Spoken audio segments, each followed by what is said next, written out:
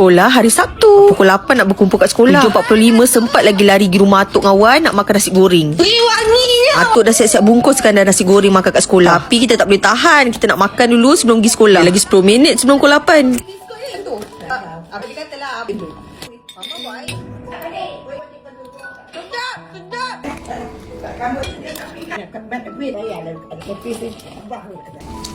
Sempat tunggu Wan buat teh tarik Wan.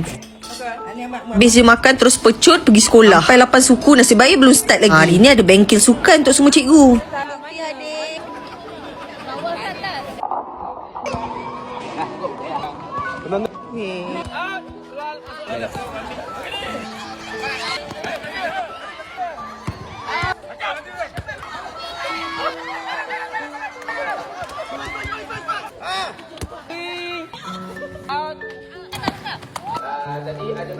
Habis je bengkel sukan, kita terus lari balik. Sampai je rumah, Wan dah datang hantar lauk tengah hari. Sambil nak main dengan cicit-cicit. Lepas Zuhur terus siap-siap pergi kenduri kahwin. Lepas dia kenduri kahwin, nak balik kampung Mirul. Dah janji nak mandi pool dengan keluarga in-laws. Tapi Mirul lupa nak bawa baju mandi. Jadi singgah di Decathlon, beli barang-barang mandi Noah dengan Nana. Sampai-sampai makan dulu. Noah dah bawa diri main dengan cucu-cucu lain. Noah ada friend.